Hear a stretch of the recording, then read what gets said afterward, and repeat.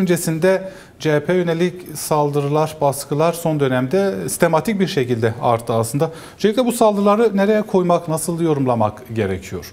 Cumhuriyet Halk Partisi üzerindeki baskılar tabii yeni başlamadı. Evet. Geçen sene 19 Aralık 2024 senesine başladı biliyoruz. Özellikle Esenyurt Belediyesi'ne kayyum atıldıktan sonra pek çok belediye üzerine baskılar başladı. İstanbul Büyükşehir Belediye Başkanlığı'na operasyon yapıldı. Akabinde pek çok işte Adana gibi, Antalya gibi pek çok büyükşehir belediye başkanlarının gözaltına alındı. Hala pek çoğu hapiste. Yine ilçeler üzerinden pek çok belediye başkanlıklarına operasyon gerçekleştirildi. Belki yüzlerce hatta binleri aşan insanlardan bahsediliyor. Evet. Gerek meclis üyeleri, gerek bürokratlar, gerek iş çalışanlar, iş adamları ya da iş insanları vesaire pek çok insan hala Silivri ve gibi başka cezaevlerine tutuluyor. Bunu biliyoruz. CHP üzerindeki baskı ya da bu operasyon aynı zamanda politik bir operasyon tabii. Yani içinde bazı verilerden söz ediliyor. Muhtemeldir bunlar da olabilir. Tam bilmiyoruz tabii. Yani operasyonların içerisinde yapılma gerekçelerine bakıldığında belediyelerin yaptığı ihaleler, karıştırdıkları fesatlık ya da işte rant gibi iddialar da var. Bu pek çok itirafçıların da iddiaları var. Yine gizli tanıkların iddiaları var vesaire. Bunlar da muhtemeldir. Ama esas gerekçe bu değil. CHP'ye dönük yapılan operasyon, tutuklamalar bir kıskaç politikası aslında. Özellikle belki yerel seçimlerde birinci parti olmuştur CHP. Ondan sonra böyle sistematikleşmesi sanırım o siyasi boyutunu da gösteriyor. Esas odur zaten. Evet. Çünkü Cumhuriyet Halk Partisi 2004 yerel seçimlerde birinci parti oldu Türkiye'de. O nedenle AKP'nin öne geçti. Birinci parti. Her ne kadar mecliste ana muhalefet partisi olsa bile aslında yerelde iktidar oldu. Pek çok büyükşehir belediye başkanlıklarını kazandı. İşte İstanbul, İzmir, Ankara, Adana, Mersin, Antalya gibi pek çok önemli büyük şehir belediyelerini kazandı. Evet. Hatta ciddi bir oy oran farkıyla kazandı. Tabi bu iktidarı AKP'yi özellikle zora soktu ve AKP de buna dönük değişik hazırlıklar yapar. Algı operasyonlarıyla operasyon gerçekleştiriyor. CHP üzerindeki kısa esas bu. Şimdi tabii bununla sınırlı kalmadı. Maalesef Türkiye'de kuvvetler ayrımı söz konusu değil. Yani yargının bağımsızlığı mevcut değil. Bu konjonktürde herkes bunu biliyor. Özellikle 2016'dan sonra yani işte gerçekleşen darbe sürecinden sonra 15 Temmuz darbe sürecinden sonra Türkiye'de süreç mevcut öncesinden çok apayrı bir durumda. Evet. Türkiye'de siyaset tümüyle egemen, yargıya egemen, yargıyı yönlendiren bir pozisyonda duruyor. Yargı siyasetin kıskacında olduğu için muhalefet de yargının kıskacına alınıyor. Aslında deyim yerindeyse iktidar direkt aslında CHP üzerinden tüm muhalefeti yeniden dizayn etmeye çalışıyor. Bu son İstanbul il üzerindeki İstanbul İl Örgütü üzerindeki kayyum politikası yani geçmiş dönemde CHP'de milletvekili yapmış, il başkanlığı yapmış, partinin genel sekreterini yapmış Gürsel Tekin'in kayyum olarak atanması aslında bırakalım artık belediyeler direkt partinin içine müdahale ediyor. Evet. Yargı üzerinden. Biliyoruz 15 Eylül'de yine CHP'nin ana kongresi yani büyük kongresinin mahkemede görülme tarihi var. Ondan da bazı endişeler var. Gerçi yargıda bir değişikliğe gidildi biliyoruz. Belki yeni bir pozisyon alabilir. Çünkü toplumda ciddi bir reaksiyon var. Evet. Bu iktidarın yürütmüş olduğu bu politikaya muhalefeti kıskaca alma, muhalefeti daraltma, sınırlandırma politikasına karşı ciddi bir reaksiyon var. Özellikle İstanbul'daki toplumsal reaksiyon üst düzeye yükseldi. Pek çok parti özellikle DEM Parti gibi ciddi bir parti pek çok süreçlerin ana gövdesini oluşturan parti. DEM Parti de bu süreçten oldukça rahatsız. Dün de değişik açıklamalar yaptı DEM Parti. Bugün de DEM Parti'nin eş başkanları Cumhuriyet Halk Partisi'nin genel başkanlığını ziyaret edecekler ve bu duruma dair rahatsızlıklarını, eleştirilerini, yaklaşımlarını ortaya koyacaklar.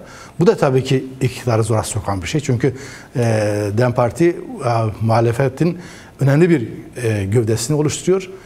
Onu ortaya koyacağı politik yaklaşım elbette iktidarın yeniden politikalarını gözden geçirmesine yol açacaktır diye düşünüyorum. Aslında belki barış ve demokrasi toplum süreci başladığı günden bu yana sık sık yapılan uyarılardan, eleştirilerden birisi de iktidarın aslında her gelişmeyi kendi yararına, kendi bir Erdoğan'ın koltuğunu almaya dönük çevirmeye çalıştığını, dönük uyarılar da vardı belki süreç bağlamında.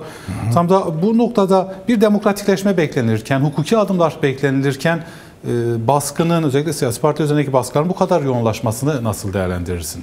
Bir yandan da bu soruluyor. Yani iyi bir şey beklenirken daha yoğun bir baskıyı görebiliyoruz. Evet. Yani şöyle ki biz biliyoruz ki aslında yani Sayın Öcalan İmralı'dan geliştirdiği politik açıklamalar, evet, yine verdiği demeçler, mesajların bir bölümü kamuoyuna yansıyor ve biz bunlardan anlıyoruz ki aslında bir barış demokratik toplum sürecini örmek istiyor.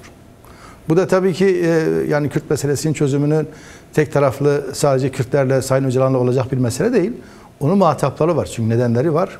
Kürt sorununun ortaya çıkmasının nedenleri var. Barışın sağlanabilmesi için de aktörlerin bir araya gelmesi, siyasal muhatapların bir araya gelip konuşup müzakere edilmesi ve bazı çözümlere gidilmesi yolunu açıyor. Bu bağlamda tabii Sayın Öcalan ciddi bir toplumsal sözleşmeyle, yeni bir toplumsal açılımla bir barış ve demokratik toplum sürecini, hatta diğer kavramıyla demokratik entegrasyon sürecini başlatmış. Ve bu süreç benim kanaatime göre pek çok aksaklıklara yol açmış olsa da başka kimi kesimler buna karşı değişik provokasyonlar tezgahlayıp kendince yürürlüğe soksalar bile aslında genel toplumsal kamuoyu bu meselenin barışçıl yollarla, müzakereyle ve demokratik toplum süreci örülmesine yana olduğu için diğer kesimler fazla provokasyon çıkarma peşinde olan kesimler bu süreci engelleyemiyor. Evet. Bence bu bahsettiğimiz CHP üzerindeki yaklaşım da aslında bir parça benim kanaatime göre provokasyon yapmak isteyen, süreci baltalamak isteyen kesimlerin bir politik yaklaşımıdır. Tam bu noktada belki şunu da hatırlatmakta fayda var. Özgür Özel'in bir iddiası vardı, bir açıklaması oldu geçtiğimiz gün. Bu masayı bize devretmeye çalışıyorlar dedi. Bu çözüm için Meclis Komisyonu'nu kastetti. CHP bu komisyondan çekilsin, Kürt sorunu demokratik çözümü için yaratılan zemin ortadan kalksın beklentisi içerisinde olanlar var ve bunu bize yaptırmaya çalışıyorlar. Açıklamasında da bulundu. Belki bu değerlendirmelerinize de göz önünde bulundurduğumuzda bu iddiasına dair ne söylenebilir? Şimdi tabii Cumhuriyet Halk Partisi ile ilgili çok genel birkaç şey söyleyebilir insan ama evet, fakat esas olarak biz güncel mevzuyu çok fazla önemsiyoruz ve geçmişe takılmadan evet, bazı sonuçlara gidilmesinden yana yaklaşımımız var. O nedenle kişi olarak böyle düşünüyorum. Yoksa aslında Cumhuriyet Halk Partisi Kürt meselesiyle ilgili genel hatlarıyla politikalarında çok ciddi bir değişikliğe gitmemiştir. Evet. Yani Cumhuriyet Halk Partisi hala tekçi bir politika izliyor. Halkların kimliklerini özgürce yaşayabileceği, kültürlerini özgürce geliştirebilecekleri, kendi dilleriyle eğitim görebilecekleri bir politikaya sahip değildir maalesef. Zaten geçmiş Cumhuriyet Halk Partisi'nin genel başkanlığı yapmış Hikmet Çetin'in meclis başkanlığı, eski meclis başkanlarının komisyonundaki demeçlerinden de anlaşılıyor ki hala maalesef Cumhuriyet Halk Partisi eski klasik ulus devlet politikasından kendisini arındırmış değildir. Bunda yeni bir açılıma sahip değil. Buna rağmen aslında geçmiş süreçte 2013-2015 yılları arasındaki çözüm sürecinde Cumhuriyet Halk Partisi daha olumsuz bir rol oynadı. Bunu biliyoruz. Bugünle kıyaslandığında Sayın Özgür Özel başkanlığındaki Cumhuriyet Halk Partisi bugün geçmişe göre meselenin çözümüne dair müzakerelerle Kürt meselesinin ve Türkiye'deki demokratik sistemin inşa edilmesinde olumlu bir politik çizgiye sahiptir. Evet. Onun için aslında bu bahsettiği yaklaşımı da muhtemelen buna binaen ifade etmişlerdir. Yalnız buna rağmen tabii ana muhalefet partisidir, 100 yıllık bir partidir. Türkiye'nin temel kodlarını örmede ciddi bir rol oynamış bir partidir. Evet. Onların deyimiyle Mustafa Kemal'in partisidir vesaire. Cumhuriyet Halk Partisi'nin genel başkanı geçen gün diyor ki ben Mustafa Kemal'in koltuğunda oturuyorum. Biz biliyoruz ki Mustafa Kemal'in ördüğü sistem yeniden değişime muhtaç bir sistemdir. Hala orada muhafazakarlık yapması da işin çözümüne yol açmıyor kanaatime evet, göre. Fakat bu iktidarın Cumhuriyet Halk Partisi üzerindeki baskıyı meşrulaştırmıyor. Bu ona eşit değildir. Evet. O nedenle iktidar aslında Cumhuriyet Halk Partisi'nin geçmiş sürece dönmesini bir parça isteyebilir. Onu bilmiyorum ben. Ama Cumhuriyet Halk Partisi ona düşmemesi lazım. Tersine Kürt sorunun demokratik çözümünde sağlam rol alması gerekiyor. Mesela Cumhuriyet Halk Partisi diyor ki ben İmralı'ya İmralı'ya gönderilecek olan heyette normalde yer alması lazım. Yani kamuoyunun beklentisi bu. Evet. Özgür Özel ben kendim İmralı'ya gitmiyorum dedi. Fakat geçmiş süreçte benim takip ettiğim kadarıyla eğer komisyonda komisyon üyeleri Sayın Öcalan'la görüşme yaparlarsa bizim partimizden de birileri olabilir demişti. Evet. Önümüzdeki dönemde konuşulan konuya bakıldığında İmralı'ya bir meclis komisyonuna bir heyet gidilecek ve bu gidecek. Bu heyetin içinde Cumhuriyet Halk Partisi'nin mutlaka temsilcisinin olması lazım. Yani o gerekli bir şey çünkü Cumhuriyet Halk Partisi bu meselenin ana bir partisidir. Çözümünde ciddi rol oynayabilir. O nedenle eğer böyle bir rol oynarsa bence masanın devrilmesine rol oynamaz. Tam tersine masanın barışla pekişmesine rol oynayabilir. Ve sanırım bu yani herkes gibi CHP'nin de işine gelir. Bu sürecin ilerlemesi, demokratikleşme alanının genişlemesi anlamında sadece belki Kürt halkına değil en çok da CHP'ye de yarayacaktır. Dolayısıyla bu baskıların sona ermesini isteyenler sanırım bu sürecin de asılması gerekiyor artık daha hızlı bir şekilde ilerlemesi için. Tekrarlamak gerekirse biz hepimiz biliyoruz ki yani sosyal demokrasi partileri demokrat partiler. Türkiye'de evet. Değil, dünyada maalesef çoğu yani dünyadaki sosyal demokrat partiler halkların bir parça eşit olmasını, özgür olmasını, birlikte yaşamasını, işçilerin işte haklarından mahrum bırakılmamasını, sendikal haklarının elde edilmesini, her insanın işe aşağı sahip olmasını savunuyorlardır. Evet. Türkiye'de Cumhuriyet Halk Partisi sosyal demokrasi paradigmasına sahip olduğunu iddia ediyor. Ama Türkiye'de yaşayan halkların kimliğini savunması lazım. Bu nedenle bunun için yani tabii ki onun çıkarınadır. Yani sadece politik çıkarına değil. Onun gelecekle ilgili Türkiye'nin yeniden inşa edilmesinde Cumhuriyet Halk Partisi eğer ben bu ülkenin sahibiyim, bu ülkenin paradigmasının sahibiyim ki diyor, her halükarda bunu ifade ediyor. O zaman Türkiye'nin yeniden inşa edilmesine, barışın inşa edilmesine, Kürt halklarının temin edilmesine Cumhuriyet Halk Partisi esas rol oynaması lazım ve bunun önünü açması lazım. O zaman herkes buna inanır ki demek ki bu parti sosyal demokrat bir partidir. İleriki dönemde halkların kardeşliğini savunuyordur. Halkların eşitçe, özgürce yaşamasını savunan bir paradigmaya sahip olması lazım. Evet. Değerli Hüseyin, belki geçmiş bir tartışma ancak sık sık bunu dile getirenler de oluyor. Bunu da belki bu yaşananlar vesilesiyle sormak isterim. Bir yandan CHP dönük bu baskılar artarken bir yandan da bir algı da yaratılmak istendi özellikle.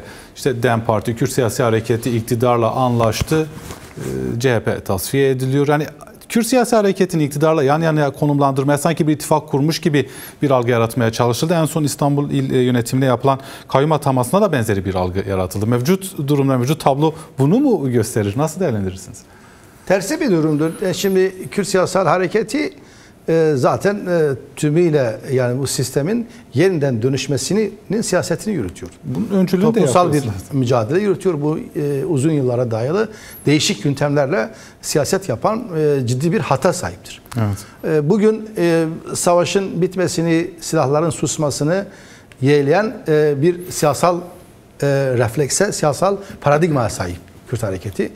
Evet. Sayın Öcalan'ın öncülüğünde Kürt Siyasi Hareketi mücadelenin bir aşamaya geldiğini ve bu mücadelenin artık silahsız bir şekilde demokratik, eşitlikçi, özgürlükçü ve halkların kardeşçe, özgürce yaşayabileceği bir paradigmayla yürütmek istiyor.